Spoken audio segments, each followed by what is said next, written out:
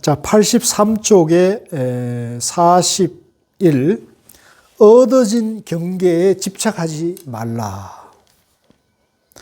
이제 참선하는 중에 몸과 마음이 거뜬해지거나 혹은 화두를 이해했을 때 그것을 깨달음이라 여겨서는 안 된다. 참선은 이제 마음 공부니까 마음 공부를 하다 보면 내면에 이런저런 체험이 있을 수 있어요. 그걸 경계라 그럽니다. 같이 봅시다. 경계. 그거는 경계가 예를 들면 몸이 깃털처럼 가볍다거나 또 마음이 막 환한 어떤 그런 하늘같이 마음이 환해진다든가 이런 신비한 자기가 그동안 알지 못하던 그런 경계를 체험할 수 있어요. 누구든지. 그러면 내가 이거 깨달았다. 이럴 수가 있어요. 또 화두를 이렇게 끝까지 일념이 돼가 삼매가 돼가지고 타파해야 되는데 화두도 논리적으로 화두를 딱 답을 찾았다 이럴 수도 있잖아요. 이제 그런 것을 깨달음으로 얘기해서는 안 된다는 거죠. 나 박사는 당시 뱃사공 스님은 종적을 갖췄다는 화두를 들고 있었는데 하루는 전등록을 읽다가 조주 스님께서 어떤 스님에게 부축하는 말씀인 삼천리 밖에서 사람을 만나거든 하는 대목을 보고는 나도 모르게 메고 있던 부대를 끌러 천건 짐을 내려놓은 듯 하였다. 이제 짐을 내려놓았다는 건 화두 공부하는 그런 짐을 내려놔서 홀가분해졌다는 느낌이 있었다는 거죠. 그때 나는 확실하게 깨쳤다고 생각하였는데 나중에 보방 스님을 만나게 되자 나의 깨달음이라는 것이 마치 네모난 나무를 둥근 구멍에 맞추려는 것처럼 터무니없어. 그렇죠? 네모난 나무를 둥근 구멍에다가 그게 맞추려고 그러니까 그게 되나요? 엉터리죠. 비로소 부끄러운 줄 알게 되었다. 그러니 내가 깨달았다고 생각한 다음에 큰 선지식을 만나지 않았다면 비록 경안을 얻었을지 모르나 끝내 깨닫지는 못했을 것이다. 이제 깨닫지 못하면 생사윤회를 계속 하게 되잖아요. 결과적으로는 자기 손해가 되는 거예요. 생사윤회를 해탈해야 되는데 생사윤회 안에서 나는 깨달았소 이러는데 윤회하잖아요. 그러니까 자기 손해가 되는 거죠. 보방스님께서는 이런 노래를 지어주며 나를 격려하셨다. 공으로 공을 밀쳐내니 그 공 더없이 크고 유로 유를 쫓아내니 그 덕이 더욱 오묘하다. 가습이 두타행에 안주했다고 하는 비난은 편안함 얻은 곳에서 편안함을 잃는다는 말이네. 이 개송은 백척간두에서 한 걸음 더 내딛게 하는 말씀으로 선을 공부하는 납자들은 잘 살펴야 할 것이다. 나는 납자들에게 이렇게 말한 적이 있다. 내가 보방 스님에게서 유와 공을 긍정하지 않은 뜻을 터득하고 나서부터는 응용이 무궁하였다. 이제 누구든지 이럴 수 있거든요. 공부를 좀 하다가 자기가 조금 체험하고 나는 알았다 이런 이제 소견이 날 수도 있어요. 누구든지 우리 화두 참선하는 사람 다 마찬가지입니다. 그런데 이럴 때는 반드시 자기 소견에 공부를 끝냈다고 생각하지 말고 어떻게 해야 돼요? 반드시 선지식을 찾아가야 되는 거죠. 굉장히 중요한 겁니다. 그래서 반드시 선지식을 찾아가서 공부를 점검받아야 되는데 그러면은 이제 생사윤회 해탈할 길로 가는 거잖아요. 자기인데 이익 됩니까? 손해됩니까? 이익이죠. 자기인데 이익을 주는 거고 남에게도 이익을 주는 거예요. 근데 그러지 않고 내가 깨달았다. 나는 공부를 끝마쳤다. 나는 견성했다는 자기 만족에 빠져가지고 이제 뭐 내가 알았다느니 뭐 유튜브니 선방을 열어가지고 내가 이렇게 큰 소리 치고 이래야 되면 누구에게 손해를 끼치는 겁니까? 본인과 거기에 온 사람들 모두에게. 자기 자신에게도 손해가 되고 그거 얘기를 듣고 깨달음으로 가는 걸로 하는 사람에게도 영원히 못 깨닫게 안내하고 있잖아요. 그러니까 업이 큽니까? 적습니까? 그래서 부처님 계율에는 못 깨달은 사람이 깨달았다고 하면은 바라이죄를 범한다 그래요. 불가에서는 공동체에서 쫓아내는 사바라이죄가 있거든요. 그래서 못 깨달은 사람이 깨달았다 하면 쫓아내야 돼요. 그건 영원히 부처님 되는 생사해탈로 가는 길을 없애는 길이니까 그런 사람은 이제 멸빈죄를. 그래서 굉장히 중요하다는 거 아시겠죠? 굉장히 중요하다. 85쪽에 42, 도리를 따져 이해하려 들지 마라. 이건 앞에 나왔죠? 사유분별, 어느 문자에서 옳고 그름을 가지고 공부를 해서는 안 된다는 거죠. 이제 그렇다고 옳고 그름을 바로 보지 말라는 얘기 아니에요. 옳고 그름을 바로 알 때, 이제 이 화두 공부할 때는, 삼매를 할 때는 옳고 그름이나 언어와 문자, 아르마리로 공부해서는 안 되고, 화두 참선할 때는 순수하게 의심으로 삼매를 체험해야 한다는 얘기죠. 그 얘기입니다. 그러나 이제 우리가 생활할 때나 또 사회생활하고 가정생활, 경제생활할 때는 옳고 그름, 이익과 손해를 바로 봐야죠. 근데 그것이 이제 양변에서 보지 마시고 중도 정견에서 보되 이제 그렇게 마음을 써가면은 그대로 이제 가정과 사회생활이 그대로 이제 도 닦는 것이죠. 그걸 이제 우리가 중도행이라 그러고 반야바라밀이라 그래요. 반야바라밀.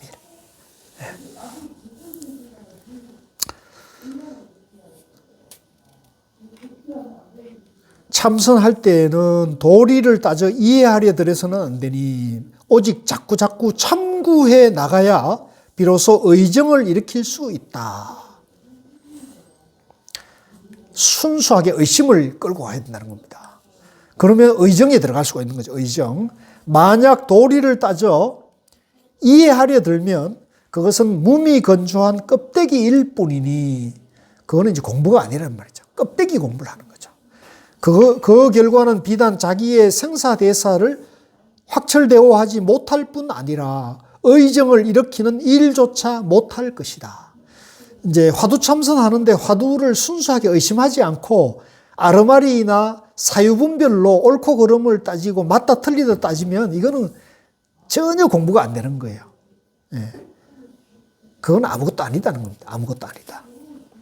마치 어떤 사람이 그릇 속에 담긴 것은 어떠한 물건이다라고 말했을 때 그 속에 담긴 것은 사실은 그가 지목한 물건이 아닌 경우와 같다. 그는 아닌 것을 옳다 하고 있으니 의정이 생겨날 수가 없다. 이제 어떤 그릇 속에 뭐가 있는데 알지도 못하고 저건 무슨 물건이다 해봤자 그건 아무 소용없는 거잖아요. 그건 알고 모르고의 문제가 아니에요. 그는 아닌 것을 옳다 하고 있으니 의정이 생겨날 수가 없다는 거죠. 비단 의정이 생겨나지 않을 뿐 아니라 저것을 이것이라 하고 이것을 저것이라 한다. 이와 같이 착각하고 있다면 그릇을 열고 한번 몸소 그 속을 보지 않는 한 죽을 때까지도 그 속에 담긴 것을 가려내지 못할 것이다. 이제 이렇게 공부하면은 영원히 깨달을 수가 없는 것을 얘기하는 거예요. 그러니까 우리가 깨달음을 가려면 이제 저 그릇 속에 뭐가 있다 이런 생각을 하지 말고 의심을 지어가란 말이에요. 화두를 순수하게 의심을 끌고 가야 된다는 거죠. 그러면 그거는 깨달음으로 하는 기고 생각으로 이렇다 저렇다 이거는 깨달음으로 가는 게 아니라 생사윤회 안에서 업을 더해가는 길이다. 업을 더해가는 길이다. 43. 아무것도 하지 않음이 도라는 생각에 빠지지 말라. 자, 이제 앞에는 아르마리를 공부로 삼지 말라는 거고, 요거는 아무것도 안 하고, 그냥 이제 멍 때리기 하는 거. 이제 그런 얘기를 하는 거예요. 참선할 때에는 아무것도 하지 않음이 도라는 생각을 해서는 안 되고, 오직 이 도리를 밝혀내겠다는 뜻을 굳게 세워야 한다. 만약 아무것도 하지 않음이 도라고 하는 생각에 빠지면 일생 동안 그저 아무 일 없는 놈일 뿐이다. 이제 우리가 이제 불교에서는 무위법 그러잖아요. 또 무심, 무아, 무상, 무념 이걸 이제 깨달음 세계로 얘기를 하니까 사람들이 무하고 무심이고 무념임이고 무이니까 뭐 할 게 뭐 있느냐. 이대로 우리가 깨달아져 있지 않느냐. 이제 이렇게 법문하는 사람들이 요즘 유튜브에 많이 등장했어요. 뭐 애쓸 게 뭐 있느냐. 이대로 다 깨달아져 있는데 뭘 하려고, 화두 왜 그렇게 안 되는 화두 그렇게 하려고 하느냐. 이대로 다 완전하지 않느냐. 이런 식으로 이제 깨달음을 얘기하는 사람이 있거든요. 이것이 선이다 하는 사람도 있거든요. 그 사람들이 이 얘기를 좀 들었으면 좋겠어. 이 얘기 하는 거예요. 근데 이제 아무것도 안 해도 모든 삼독심이 소멸이 돼가지고 부처님처럼 부처님의 지혜가 나오면 문제가 안 되죠. 근데 부처님은 어땠었어요? 그냥 저절로 됐습니까? 아니요. 그렇지 않잖아요. 그러니까 이 깨달음이라는 것이 부처가 된다는 것이 그냥 버리고 비우고만 아무것도 안 해도 되는 게 아닌 거라는 거죠. 여기에는 엄청난 공력이 필요한 거예요. 엄청난 수행이 필요한 거예요. 엄청난 정진이 필요한 거란 말이에요. 아시겠죠? 이걸 쉽게 먹으려고 하면 안 돼요. 쉽게 공부를 해서도 안 돼요. 이제 요즘은 이제 지금 유튜브에 보니까 공부하는 게 워낙 어려우니까 혼란스러우니까 쉽게 공부하는 그런 얘기를 해주는 사람이 인기더라고요. 일타강사처럼. 당연하겠죠, 그죠? 그죠?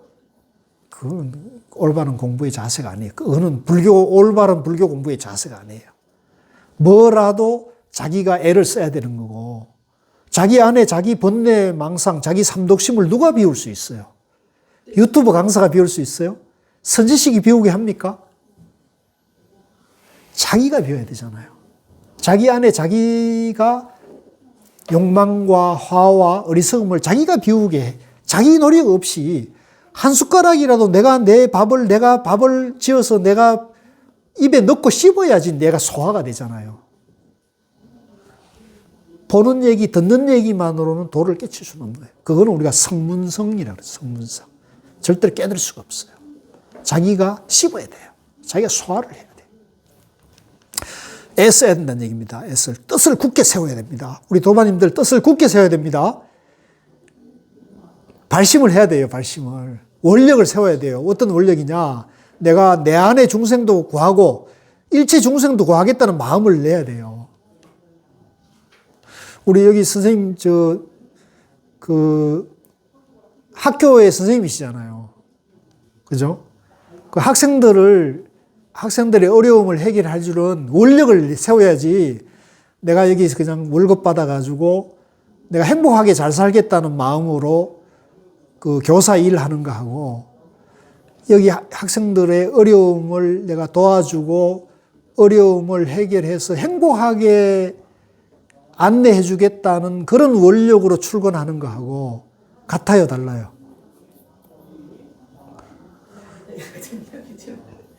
다르겠지요.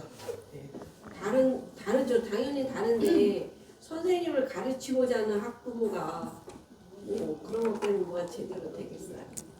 그래서 이제 그 남들은 어떻게 하거나 말거나 상관하지 말고 우선 나라도 그죠?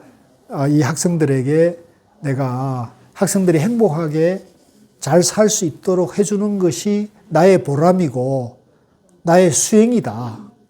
그리고 내가 이렇게 나도 행복하고 남도 행복하게 해주는 것으로 인해 가지고 국가에서 월급을 주니까 나는 복이 많은 사람입니까? 복이 없는 사람입니까? 엄청나게 복이 많은 거죠. 그죠? 국가에서 나를 먹여주니까.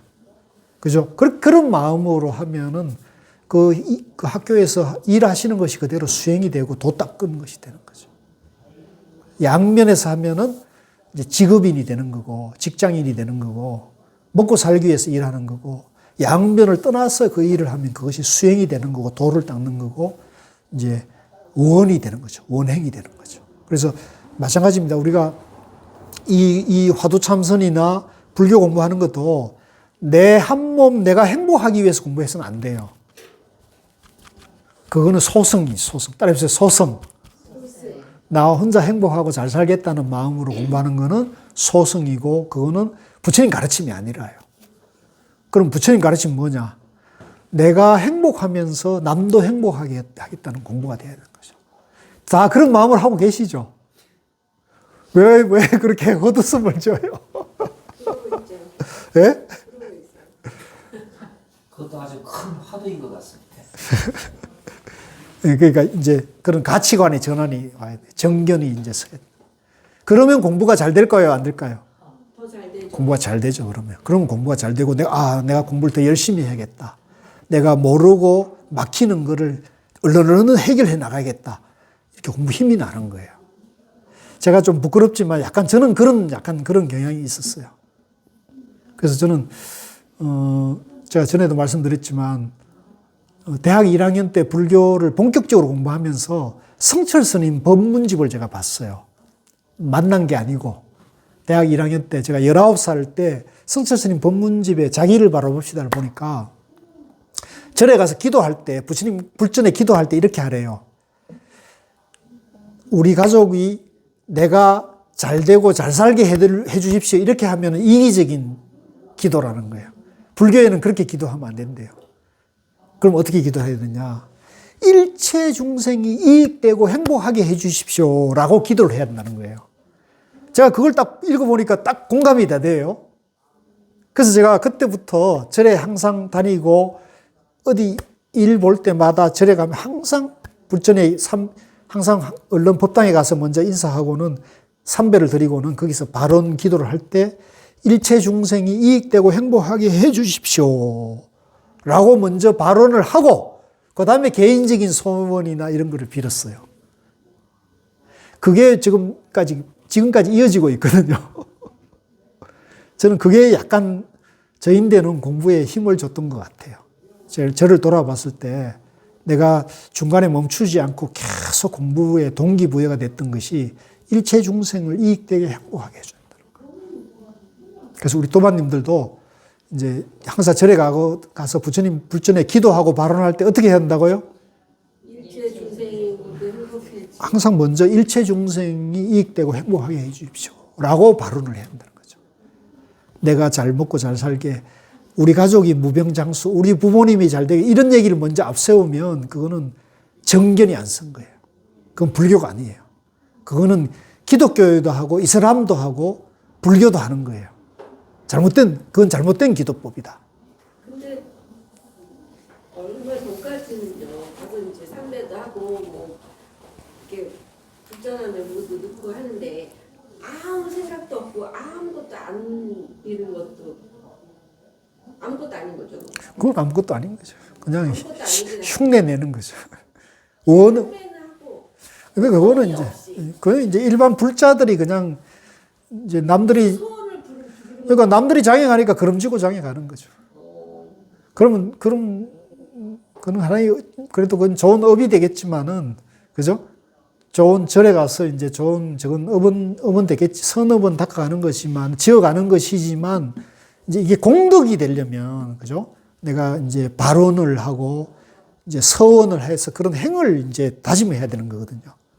행을. 내가 행복하면서 남들도 행복하게 살겠습니다.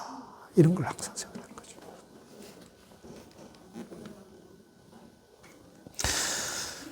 만약 아무것도 하지 않음이 바로 도라는 생각에 빠지면 일생 동안 그저 아무 일 없는 놈일 뿐이다. 그러면 가사 속의 생사대사는 끝내 깨닫지 못할 것이다. 이제 몸뚱아리는 계속 생사윤회를 해야 한다는 얘기죠. 이는 마치 잃어버린 물건을 찾은 것 같아서 확실하게 찾았으면 비로소 일이 끝나겠지만 확실히 찾지도 못한 채 무사한 일에 몸을 맡겨 찾아보려는 의지조차 없다면 설사 잃은 물건이 나타나더라도 빤히 보면서도 지나쳐버리게 되니 이것은 우리에게 찾으려는 의지가 없기 때문이다. 되죠? 애를 써야 된다는 거죠. 깨달음을 향해, 그죠?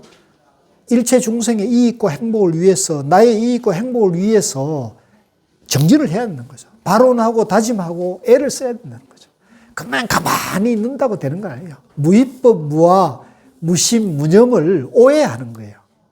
양변에서 하는 거죠. 중도를 행해야 된다는 거죠. 참 본문이 좋아요. 자, 87쪽에 44.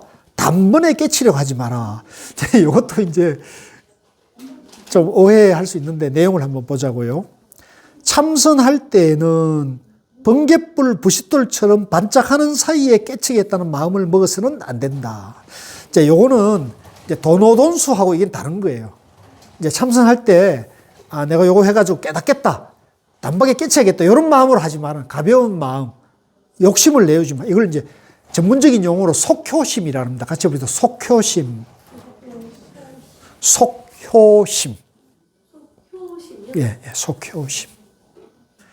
이제 빨리 깨달으려는 마음에서 참선하는 거예요.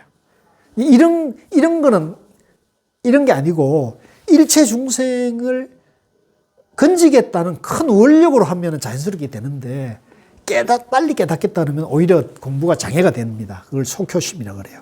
빛이 문 앞에 건들거릴 때, 번덕거릴 때, 반짝하고 보이는 것이 있었던 없었던 거기에 무엇을 건져낼 수 있단 말인가. 빛이 번쩍한다고 그래가지고 그걸 확 잡는다고 잡혀지는 건 아니잖아요. 요는 착실히 실천해 가면서, 자, 요거 밑줄 꽂으세요.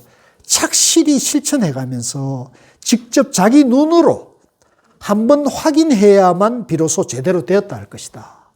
착실해야 돼요. 성실해야 돼요. 부지런해야 돼요. 꾸준해야 돼요. 지속적으로 해야 돼요. 나바오. 그래서 저는 나바오가 중요하다고 보는 거예요. 지속적으로. 만약 진득하게 하여 뜻대로 되어 간다면, 꾸준하게 나바오를 하면, 그죠? 이게 습관이 되면은, 맑은 하늘, 밝은 해 아래 잃었던 부모를 만났던 하리니 세상에 이보다 즐거운 일은 없을 것이다. 그래서 여러분들이 나바오를 멈추지 않고 계속 하면은요, 분명히 여러분들이 좋은 체험이 나와요. 분명히 여러분들이 마음이 환하거나 어떤 좋은 경계를 체험하게 돼요. 인디안이 교제를 지내면 반드시 비가 오는 거예요. 똑같은 이치예요. 이거는 반드시 되게 돼 있어요. 나바오를 하면 반드시 여러분들이 좋은 산매를 체험하게 돼 있습니다. 아시겠죠? 해야겠습니까? 안 해야겠습니까? 해야겠습니다. 해야 됩니다. 이거는 반드시 해야 된다. 화두 참선에 인연이 된 사람은, 저하고 공부 인연이 된 사람은 반드시 나바오를 해야 영원한 행복으로 간다. 나바오를 안 하면 생사윤회를 해탈할 수 없다. 아시겠죠? 이건 내 얘기가 아니고 부처님 얘기입니다. 자, 그 다음에 88쪽에 45입니다. 사유와 판단을 주의하라. 아, 이것도 마찬가지입니다. 아까, 그죠? 어느 문자나 아르마리나 이원론, 이분법 안에 사유와 판단, 분별, 그죠? 이런 거는 이제 불교 공부의 길이 아니다는 거죠. 예. 이제 불교 교리를 공부하는 단계에서는 필요한데, 이제 불교 교리를 공부해가지고 정견을 세운 사람은 화두참선에 들어갔을 때는 이렇게 하면 안 되는 거예요. 그래서 성철 스님 같은 분은 이제 안거 중에는 책 보지 마라, 신문 보지 마라, 방송, 텔레비전 보지 마라, 그죠? 그 다음에 이제, 잡담하지 마라, 간식 많이 하지 마라, 이런 얘기를 성철 스님 하셨잖아요. 그래서 이제 제가 봤을 때는 안거 중에 책 보지 마라는 얘기를 했지, 불교 공부하는 사람들인데 책 보지 마라는 얘기 한 것처럼 오해하는데 그건 잘못 이해한 거예요. 부처님이 수많은 경전을 전해놨는데 그런 말을 했을 리가 있나요? 그건 아니에요. 성철 스님께서는 안거 중에 참선할 때는 책 보지 마라. 무슨 말인지 아시죠? 화두하는 대로 장애가 되니까. 그래서 사유와 판단을 주의하라. 화두를 들 때에는 의식 속에서 아르마리를 내어서는 안 된다. 따져보고 이제 사유하는 거죠. 판단하는 등의 일은 공부를 조금도 진척시키지 못하고 의정을 일으킬 수도 없게 한다. 삼매에 못 들어가게 되는 거예요. 삼매는 주관과 객관이 하나가 돼야 되는 거거든요. 양변이 끊어져야 삼매가 되는 건데, 이제 중도가 되는 건데, 여기는 지금 주관과 객관, 옳고 그름이 있으면은 삼매에 들어갈 수가 없잖아요. 이게 무슨 말인지 이제는 좀 아시겠죠? 그러니까 이 불교의 관화수는 그런 면에서 세계 인류 문명사의 탁월한 공부 방법이라는 거죠. 예. 모든 언어와 문자, 사유분별을 딱 멈추어서 직지의 길을 개시했기 때문에 이거 정말로 탁월한 공부 방법이에요. 그래서 이것만이 옳다는 게 아니에요. 사유분별이 필요하지만은, 그죠? 이제 사유분별만으로는 인류 문명을 해결할 수가 없다고 보는 거예요. 불교에서는. 왜? 자기 안의 욕망을 해결을 하지 못한다는 거죠. 지금 우리가 보고 있지 않습니까? 우리나라 한국 정치와 세계 정치의 무대에서 그 욕망에 의해서, 권력에 의해 가지고 지금 이렇게 유린당하고 있는 우리 그걸 여실히 보고 있잖아요. 그죠? 안타까운 거죠. 그래서 이런 인간의 근본적인 문제를 해결하려면 이제 삼매를 통해서 우리 본성을 회복해야 된다는 거죠. 본성을 회복하려면 사유분별, 어느 문자를 멈추어서 누구나 다 본래 갖추고 있는 본성, 도를, 연기법을, 자연을 회복해야 된다는 거죠. 그래서 그러므로 아르마리라는 네 글자는 바른 믿음과 바른 수행을 장애하고 아울러 도를 볼 수 있는 안목을 가로막는다. 그러므로 납자들은 그것을 마치 철천지 원수 집안처럼 대해야 한다. 어떻게 원수처럼 여겨집니까? 이게 돼야 돼요. 아, 화두 참선할 때는 아르마리를 내면 안 된다. 아르마리는 상극이다. 아르마리하고 우리 집안은 원수다. 이렇게 되면은 여러분들이 공부가 빨라지는 거예요. 여러분들이 본성에 가까워지는 거란 말이죠. 그러면 아르마리 어떻게 됩니까? 아르마리나 분별심이나 양변에 자꾸 빠져가지고 나다 너다 있다 없다 옳다 그르다 좌다 우다 갑이다 을이다 하고 자꾸 이런 식으로 분별을 일으키게 되면 자기 본성에서 멀어지는 거죠. 진리에서 등지게 되는 거예요. 그러면 그 아르마리나 분별심이 많을수록 마음이 안정이 되고 지혜가 나오느냐? 그렇지 않아요. 지금 이 인류 문명사에서 보세요. 이 과학기술, 이제 우리가 예를 들면 과학기술이 이제 우리 인류를 구원할 것 같으면 과학기술자들은 다 행복해야 될 거 아닙니까? 다 잘 살아야 되잖아요. 또 우리가 이제 철학을 많이 하고 학문을 많이 한 사람이, 그죠? 이제 학문을 많이 하고 어느 문자 위에서 이제 사유분별을 많이 한 사람일수록 행복해야 될 거 아니에요. 근데 우리가 학문 많이 한 사람이 행복하게 잘 살던가요? 아니잖아요. 그러니까 이 어느 문자나 사유분별, 학문을 많이 하고 지식을 많이 쌓은 것은 행복하고는 관계없다는 거죠. 오히려 그것이 오히려 원자폭탄도 만들고 수소폭탄도 만들고 공해를 많이 일으켜가지고 지구를 오히려 더 황폐화시키고 있는 거 아닙니까? 우리를 더 불행에 빠뜨리고 있잖아요. 그러니까 이 지식과 사유분별, 어느 문자만으로는 인류 문제를 해결할 수가 없다는 거죠. 오히려 요즘은 제가 아까도 말씀드렸는데 챗봇이라고 나왔잖아요. 그죠? 인터넷에 내가 행복하려면 어떻게 됩니까? 이런 걸 물으면 기계가, 컴퓨터가 인공지능이 답을 준다는 거 아닙니까?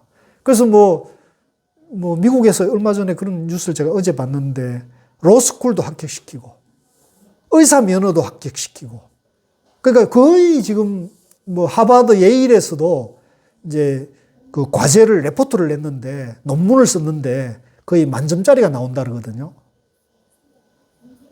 그러니까 우리 인류가, 인간이 지금 이 사유분별로서는 이제 이 인간의 사유분별 능력을 인공지능이 압도를 해버렸기 때문에 인간이 사유분별로서는 인공지능을 앞서갈 수가 없어요. 어찌 보면 약간 비극 같기도 하죠. 서글프기도 해요. 어찌 보면. 그래서 제가 지난번에 유발 하라리라는 이스라엘대 교수가 그 사피엔스라는 책에서 그런 얘기를 21세기를 위한 21가지 재언이라는 책에 보니까 이제 서양의 기독교 사상과 기독교 문화에서는 이제 이 세계와 인류를 창조한 분이 누구예요? 창조주 하나님이잖아요. 하나님인데 지금 하나님이 인간을 창조를 했는데 이 인간, 하나님에 의해서 창조된 인간은 뭘 창조했습니까? AI, 인공지능을 창조했잖아요. 근데 그 인간이 만든 인공지능이 인간을, 하나님이 만든 인간을 능가했으니까 누가 더 위대합니까? 인간이 하나님보다 인간이. 하나님보다도 인간이 더 위대한 존재가 됐잖아요. 맞습니까? 네. 그렇게 얘기를 하더라고요. 그러니까 이제는 인간이 하나님의 위치에 넘어섰다는 거예요. 지금 인류 문명사는 인간이 하나님보다 하나님의 위치에 올라섰다는 거죠. 하나님이 창조한 인간보다 인간이 창조한 인공지능이 인간을 압도하는 시대가 됐다는 거죠. 그렇죠? 논리적으로 맞죠. 논리적으로 딱 맞는 얘기예요. 내가 그 얘기 보고 굉장히 감명 깊었어요. 맞다. 그래 지금은 이제 아무리 지적으로 발달해도 챗봇을 따라갈 수가 없어요. 그렇죠? 그러니까 우리가 이 사유분별로는 답을 줄 수 없다. 아시겠죠? 그러니까 우리 인간이 그러면 뭘 개발해야 되느냐? 인성과 감성을 개발해야 되는 거죠. 이해되십니까?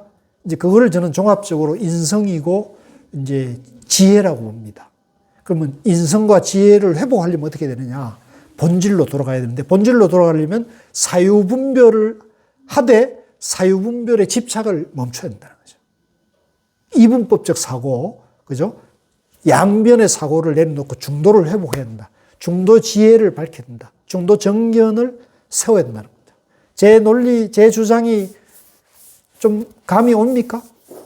네. 뭐 받아들이든 안 받아들이든 나는 그렇게 주장을 하고 나는 그렇게 생각하고 실천하렵니다. 그래서 우리 집안에서는 아르마리가 철천지 원수다. 사유분별이 갖고는 안 된다. 아시겠죠? 예.